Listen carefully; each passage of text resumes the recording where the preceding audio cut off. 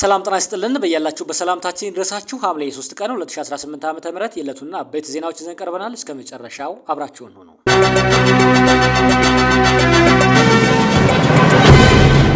አዲስ አበባ ለ10 ያህል የተፈጥሮና የሰው ሰራሽ አደጋዎች ተጋላጭ መሆኗ ተገልጿል። አዲስ አበባ ከተማ አስተዳደር ለ10 ያህል የተፈጥሮና ሰው ሰራሽ አደጋዎች ተጋላጭ መሆኗ ተገልጿል። መዲናይቱ ለጎርፍ፣ ለመሬት መንሸራተት፣ የህንፃ መደርመስና ለእሳት አደጋ ላሉ ክስተቶች ተጋላጭ መሆኗ ጥናት አሳይቷል። በአዲስ አበባ እሳትና አደጋ ስጋት ስራ አመራር ኮሚሽን የአደጋ ቅነሳ ዘርፍ ኃላፊ አቶ ደሳለኝ ቱፋ የከተማዋን የአደጋ ስጋት በተመለከተ በኮተቤ ዩኒቨርሲቲ ጥናት መደረጉን ገልጸዋል። ኃላፊው ጥናት እንደገለጸው ከሆነ አዲስ አበባ 10 ለሚደርሱ የተፈጥሮና ሰው ሰራሽ አደጋ ክስተቶች ተጋላጭ መሆኗ ተጠቁሟል። በመጪው የክረምት ወራት ውስጥ ኮሚሽኑ ተጋላጭ ቦታዎችን መለየቱን ተናግረዋል። 238 አካባቢዎች ለጎርፍና ለመሬት መንሸራተት ተጋላጭ እንደሆኑ ተለይተዋል ያሉት አቶ ደሳለኝ ቱፋ 98 የሚሆኑ አካባቢዎች ለቅድመ አደጋ መከላከል ስራ እንዲሰራባቸው ለባለድርሻ አካላት ከምክር ሀሳብ ጋር ተላልፏል ብለዋል። የመሬት መንሸራተት ስጋት በታየባቸው አካባቢዎች እርምጃ እየወሰድን ነው የሚሉት ኃላፊው የጎርፍ ስጋት የሚያስከትሉት ክስተቶችን ለማስወገድ እየተሰራ ነው ብለዋል። ከተማ አስተዳደሩ በአዲስ አበባ በመጪው የክረምት ወቅት ጎርፍ ቢያጋጥም ክፍለ ከተሞች ተጠያቂ እንደሚሆኑ መናገሩ ይታወሳል። በቅርቡ በተካሄዱት የኮሪደር ልማት ስራዎች ወቅት ሳይታዩ የታለፉ ወይንም የተዘነጉ የጎርፍ መውረጃዎች ካሉ ክረምቱ ከመግባቱ በፊት በፍጥነት መለየትና ምላሽ መስጠት እንደሚገባ ማሳሰቢያ ተሰጥቶ ነበር።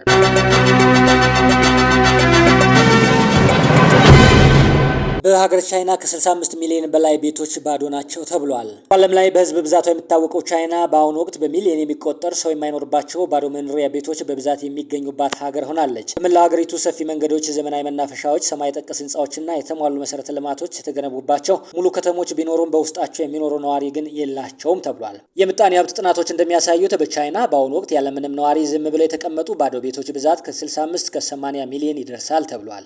ይህ የባዶ ቤቶች ቁጥር በርካታ የዓለም ሀገራት ህዝብም እንደሚበልጥ ተነግረዋል። ይህ ፍላጎትን ያላገናዘበ የቤት አቅርቦት ሊፈጠር የቻለው ለበርካታ ዓመታት የሪል ስቴት ዘርፍ በአገሪቱ አስተማማኝ ኢንቨስትመንት አማራጭ ተደርጎ በመወሰዱ ነው ተብሏል። ይህም የቤት ፈላጊዎች ቁጥር እየቀነሰ በመጣበት ወቅትም ጭምር አልሚዎች ግንባታቸውን በስፋት እንዲቀጥሉ አድርጓቸዋል ነው የተባለው።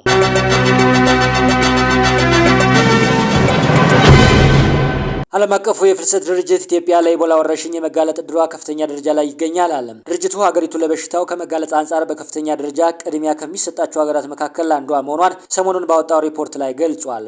ድርጅቱ ኢትዮጵያ ለበሽታው በከፍተኛ ደረጃ ተጋላጭ መሆኗን የገለጸው ዓለም አቀፍ ተጓዦች በብዛት የሚያልፉባት ድንበር ተሻጋሪ የንግድና የመጓጓዣ ኮሪደሮች ያሉባትና በበሽታው ከተከሰተባቸው አካባቢዎች ጋር ያላት ድንበር ክፍተት ያለበት መሆኑን በመጥቀስ ነው። በድርጅቱ ሪፖርት መሰረት ቦሌ ዓለም አቀፍ አውሮፕላን ማረፊያ፣ የድሬዳዋ መቀሌና የባህር ዳር አውሮፕላን ማረፊያዎች፣ የሞያሌ መተማ፣ ጋላፊ፣ ደዋሌ፣ ፓጋክና ኩምሩክ የድንበር መግቢያ መውጫና እንዲሁም የድሬዳዋና የባቡር ጣቢያ ቅድሚያ ትኩረት የሚሰጣቸው ቦታዎች ናቸው።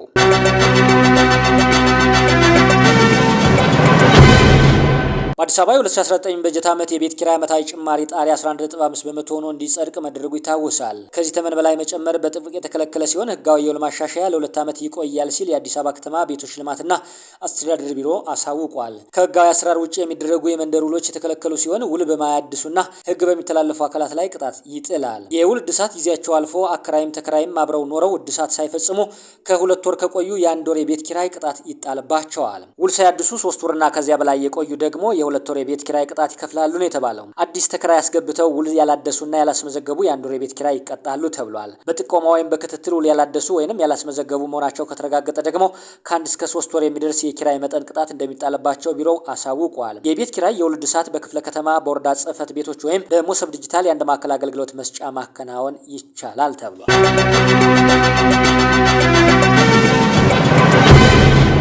በደቡባዊ ስፔን ግዛት በተከሰተው ብርቱ ሰደድ እሳት ምክንያት በትንሹ ከ30 በላይ ሰዎች መሞታቸው ተሰምቷል። የሀገሪቱ መገናኛ ብዙሃንን ጠቅሶ አሶሺየትድ ፕሬስ እንደዘገበው ከሟቾች ውስጥ በመኪናቸው ውስጥ እንዳሉ የተቃጠሉ ይገኙበታል። የዓይን እማኞች እንዳሉት የሰደድ እሳቱ የተነሳው በአካባቢው ያለው ከፍተኛ የኤሌክትሪክ መስመር ተሸካሚ ተገንድሶ በአካባቢው ባለው ጫካ እሳት መጫሩን ተከትሎ ነው። እሳቱን ለማጥፋት 150 የእሳት አደጋ መከላከያ ሰራተኞችና 220 ወታደሮች ተሰማርተው የማጥፋት ስራውን እያከናወኑ ነው ተብሏል።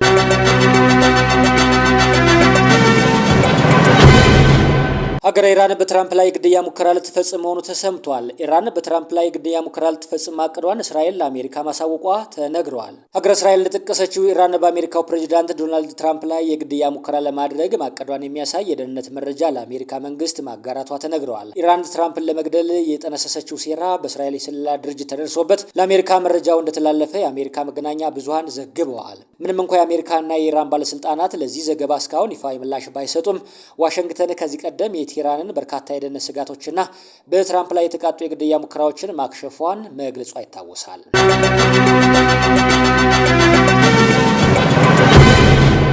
ሀገረ ኢራን የአያቶላ ካሚኒን ገዳዮች በቀላለው ስትል ዝታለች። የኢራን ሀታም አልአንቢያ ማዕከላዊ እዝ አዛዥ ሜጀር ጄኔራል አሊ አብዱላሂ ለቀድሞ መንፈሳዊ መሪ አያቶላ ሰይድ አሊ ሀሚኒ ህልፈት ተጠያቂ የሆኑት አካላት ከባድ የአጸፋ እርምጃ እንደሚጠብቃቸው አስጠንቅቀዋል። ጄኔራሉ ባስተላለፉት መልእክት የአሜሪካና የእስራኤል መንግስታት የኢራንን ህዝባዊ ሀዘን እንደ ድክመት ሊተረጉሙት አይገባም ብለዋል። የህዝቡ ሰላማዊ ሰልፍና ሀዘን ለፍትህ የተደረገ ጩኸት እንጂ የፍርሃት ምልክት አለመሆኑን ገልጸው የሀገሪቱ ታጣቂ ኃይሎች በቅርቡ አብዮታዊ እርምጃ በመውሰድ የጠላትን እንቅልፍ እንደሚያሳጡት ዝተዋል። በኢራንና በኢራቅ የተደረጉ ታላላቅ የቀብር ስነ ስርዓቶች የህዝቡን አንድነትና የጽናት ጥንካሬ ያሳዩ መሆናቸውን በመጥቀስ ለዚህ የሽብር ወንጀል እጃቸው ያለበት አካላት በሙሉ ለፍርድ እንደሚቀርቡ ገልጸዋል ሲል የኢራን መገናኛ ብዙሃን ዘግበዋል።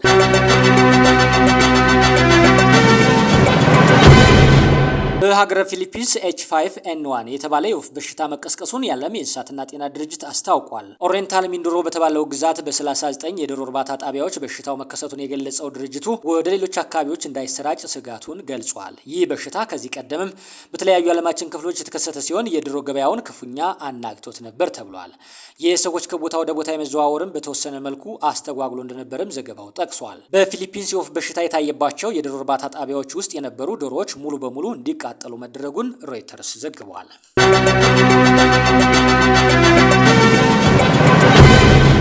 በሀገረ ጣሊያን ፒሳ ከተማ ተማሪዎች የዓለማችንን ግዙፍ የወረቀት አውሮፕላን በመስራት አዲስ የጊነስ ክብረ ወሰን አስመዝግበዋል። ወረቀት አጥፎ አውሮፕላን መስራት ማንኛውም ሰው ሊያደርገው ከሚችለው እጅግ ቀላል ነገሮች መካከል አንዱ ቢሆንም ይህ በተማሪዎች የተሰራው የዓለማችን ትልቁ የወረቀት አውሮፕላን ፈጽሞ ቀላል የሚባል አይደለም። ከተለያዩና በርካታ ረጃጅም ወረቀቶችና በርካታ ሊትር ሙጫ ብቻ የተሰራው ይህ ግዙፍ አካል 7 ሜትር ርዝመትና 20 ሜትር የክፍ ስፋት ያለው ሲሆን ክብደቱም 28.49 ኪሎ ግራም ይመዝናል ተብሏል። አውሮፕላኑን የሰራው ቡድኑ ውጤታማ ንድፍ ላይ ለመድረስ ባደረገው የወራት ሙከራ በአጠቃላይ 300 ኪሎ ግራም ያህል ወረቀትና 60 ኪሎ ግራም ሙጫ ተጠቅሟል ነው የተባለው። የቀድሞ ክብረ ወሰን ተይዞ የቆየውን አውሮፓውያን አቆጣጠር ከ2013 ዓ.ም ጀምሮ የጀርመኑ ብራውን ሽዋይንግ ቴክኒካል ዩኒቨርሲቲ ቡድን 5 ሜትር ርዝመትና 24 ኪሎ ሜትር ክብደትና 18 ሜትር የክንፍ ስፋት ያለው የወረቀት አውሮፕላን 18 ሜትር ያለ ርቀት ማብረር ችሎ በነበረበት ወቅት ነበር ተብሏል።